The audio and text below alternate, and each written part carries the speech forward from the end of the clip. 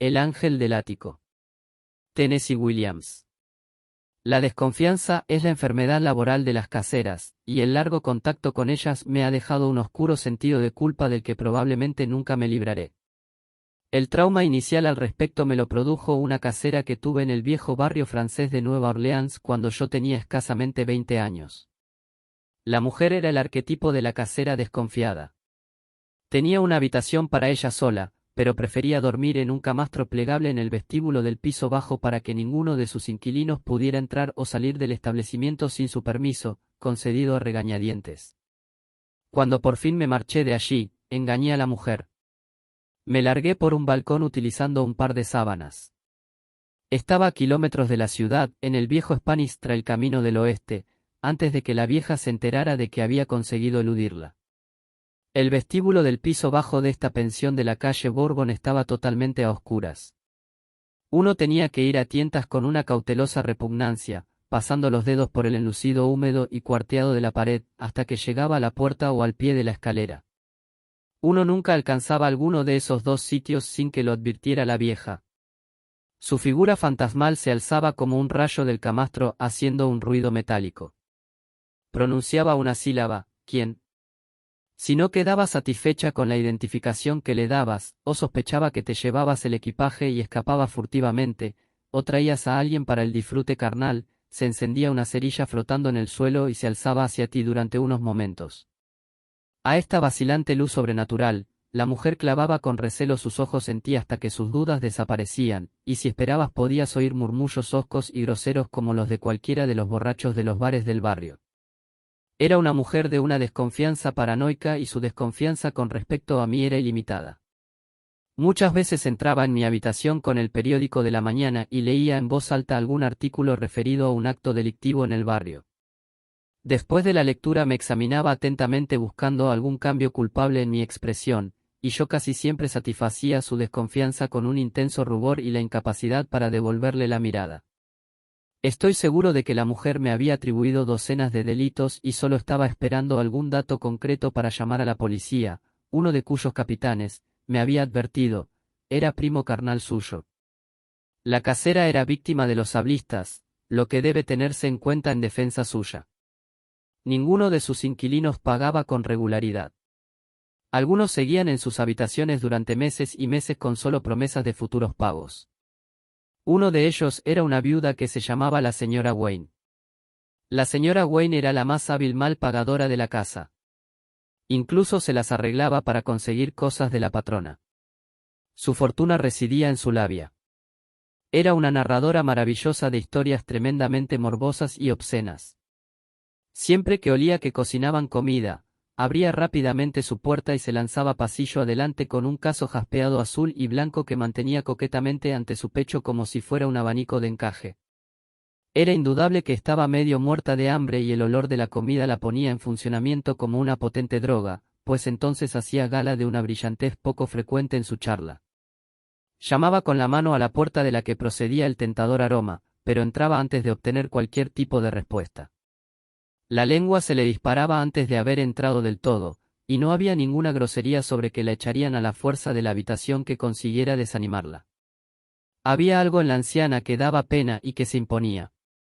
Hasta su aliento maloliente se convertía en un componente de su malsano atractivo.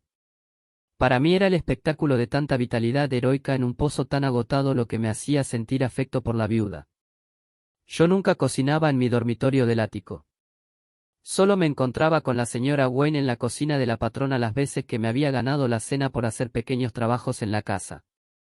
La propia casera no era inmune al encanto de la señora Wayne, y las historias que contaba ésta indudablemente la dejaban en éxtasis.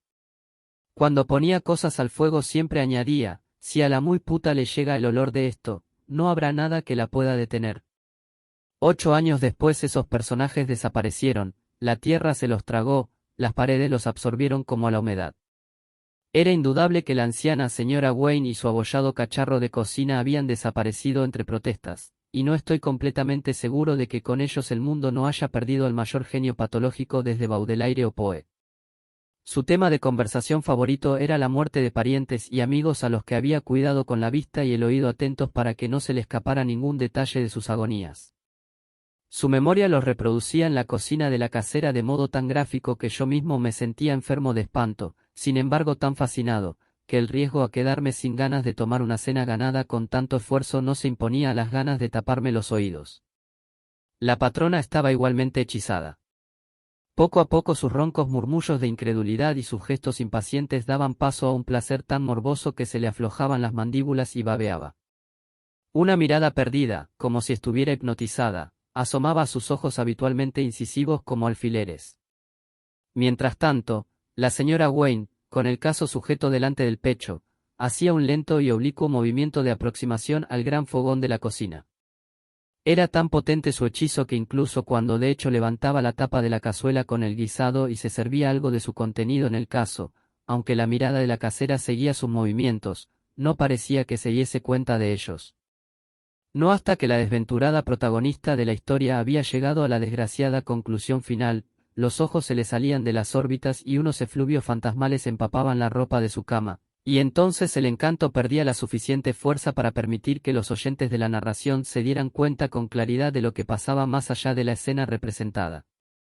En ese momento la señora Wayne ya había rebañado su caso con un apetito lobuno y se había dirigido a un punto tan cercano a la puerta que cualquier cosa desagradable procedente de la casera al salir del trance quedaría fuera del alcance del oído de la viuda antes de alcanzar su objetivo.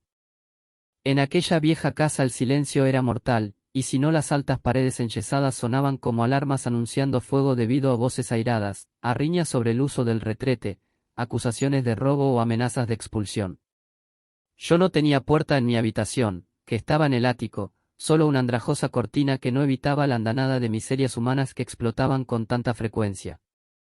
Las paredes de la habitación estaban pintadas con lunares rosas y verdes, y había una claraboya. Esa claraboya iluminaba débilmente de noche. Había un banquito debajo de ella. De cuando en cuando, en momentos en que a la habitación no la iluminaba otra luz, una vaga imagen grisácea parecía estar sentada en el hueco donde estaba ese banquito. Era la frágil y melancólica figura de un ángel o de una madonna ajada y de edad. La aparición se producía en el hueco con mayor frecuencia las noches de invierno de Nueva Orleans, cuando caía una lenta lluvia de un cielo que no estaba lo suficientemente nublado para separar por completo a la ciudad de la luna. Nueva Orleans y la luna siempre me ha parecido que se entendían entre ellas, que tenían una intimidad de hermanas que han envejecido juntas y ya no necesitan más que una mirada sin palabras para comunicarse sus sentimientos una a otra. Esta atmósfera lunar de la ciudad me trae de vuelta a ellas siempre que se han apaciguado las oleadas de energía que me han llevado a ciudades más vitales, y se impone una época de retiro. Cada vez que he tenido una herida psíquica profunda, una pérdida o un fracaso, he vuelto a esa ciudad. En esos periodos parecía como si yo perteneciera a ella y a ningún otro lugar del país. Durante esa primera estancia en Nueva Orleans todavía no habían hecho presencia ninguno de los pequeños estímulos que impulsan mi vida de escritor y ya había aceptado el anonimato y el fracaso. Ya había aprendido a hacer religión de la resistencia y secreto de mi desesperación. Las noches eran un consuelo. Cuando la bombilla desnuda se había apagado y todo lo visible había desaparecido salvo el borroso hueco profundamente enraizado en una pared que daba a la calle Bourbon, yo parecía deslizarme a otro estado de la existencia en el que no mantenía penosos contactos con el mundo. Durante un rato el hueco seguía vacío, pero después de que mis pensamientos hicieran una imaginaria excursión y me volvía para mirar otra vez en aquella dirección, la figura transparente había entrado silenciosamente y se había sentado en el banquito de debajo de la ventana, iniciando aquella paciente vigilancia que me sumía en el sueño.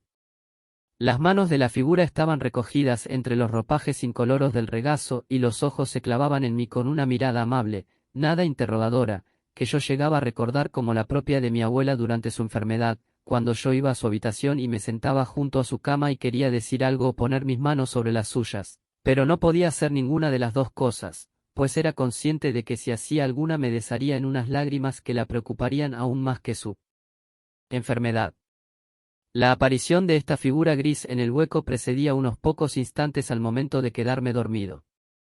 Cuando la veía allí, yo pensaba consolado, bueno, ahora estoy a punto de dormir, en unos momentos todo habrá desaparecido y no volverá hasta por la mañana. Una de esas noches vino a mi habitación un visitante más palpable. Un calor que no era el mío me arrancó del sueño, y al despertar encontré que había entrado alguien en mi habitación y se había inclinado sobre mi cama. Di un salto y casi grité, pero los brazos del visitante me lo impidieron vehementemente.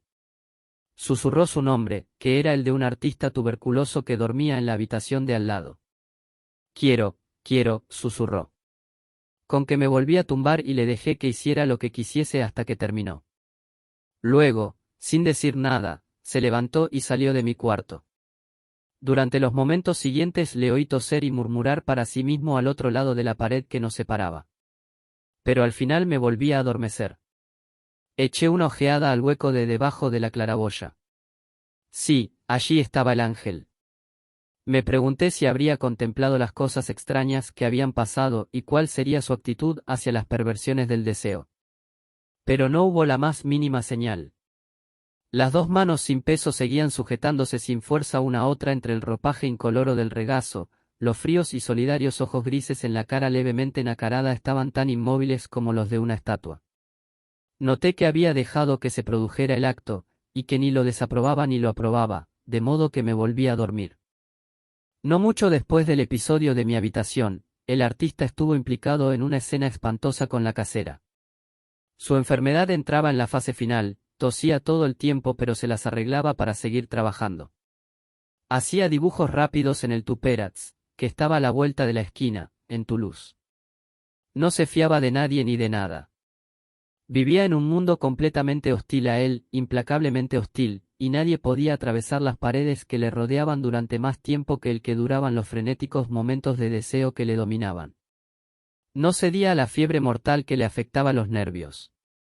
Inventaba toda clase de quejas y molestias triviales para ocultarse a sí mismo que se estaba muriendo.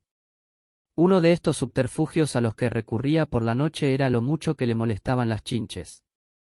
Aseguraba que su colchón estaba infestado de ellas, y todas las mañanas realizaba un airado informe a la casera sobre el número de las que le habían picado durante la noche. La vieja no se lo quería creer. Por fin, una mañana hizo que la casera entrara en la habitación para que echase una ojeada a su ropa de cama. Le oí respirar trabajosamente mientras la vieja revolvía y removía el rincón donde estaba la cama. Bien, dijo finalmente con un gruñido, yo no encuentro nada. Dios santo. Dijo el artista, está usted ciega. Muy bien. Enséñemelo.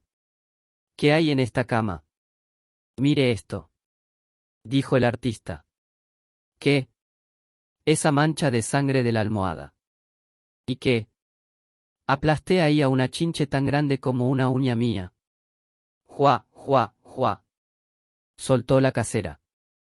Es donde usted escupió sangre. Hubo una pausa en la que la respiración de él se hizo más ronca. Su voz, cuando volvió a surgir, estaba tremendamente alterada. ¿Cómo se atreve, maldita sea, a decir eso? Juá, juá, juá. Supongo que pretende que no escupe usted sangre, ¿no? No, no, nunca. Gritó él. Juá, juá, juá. Usted escupe sangre todo el tiempo. He visto escupitajos suyos en la escalera, en el vestíbulo y en el suelo de este dormitorio. Deja un rastro de ella en todos los sitios a los que va. Deja un sendero de sangre como un pollo que corriera con la cabeza cortada. Usted tose y escupe y contagia la enfermedad. Y eso no es todo lo que hace usted. Oiga, vociferó el artista. ¿Qué tipo de insinuación es esa?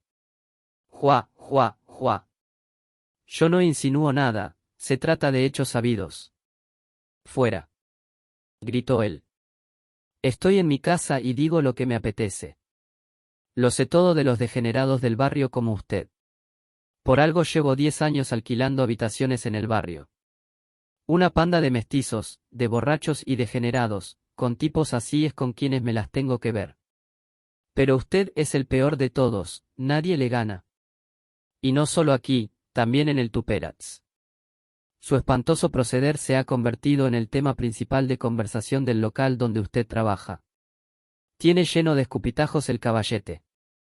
Deben fregarlo con un potente desinfectante todas las noches. El encargado está molesto. Quiere que recoja su caballete y se vaya al infierno. Lo que pasa es que no se lo dice porque es usted un caso perdido. Fíjese, una de las camareras me contó que algunos clientes se iban sin pagar porque usted había tosido y escupido justo al lado de su mesa. Eso es lo que pasa, y el encargado está harto de eso. Está contando mentiras. Lo que digo es verdad. Me enteré por la cajera. Debería darle un guantazo. Adelante. Debería partirle esa espantosa cara vieja. Adelante, adelante, inténtelo. Tengo un sobrino que es capitán de la policía. Pegúeme y dará con sus huesos en el calabozo. Un manguerazo en la espalda es lo que le darán allí. Debería arrancarle esas asquerosas mentiras de la boca. Juá, juá. Venga, inténtelo. El esfuerzo le matará a usted. Tendrá usted su merecido, dijo el jadeando. Una de estas noches encontrará que tiene un cuchillo clavado. Por usted, supongo, ¿no? Se va a morir usted en la calle, echará los pulmones por la boca a fuerza de toser. Lo llevarán al depósito de cadáveres. Nadie reclamará su esquelético cadáver. Lo meterán en una caja y lo cargarán en una barcaza del río.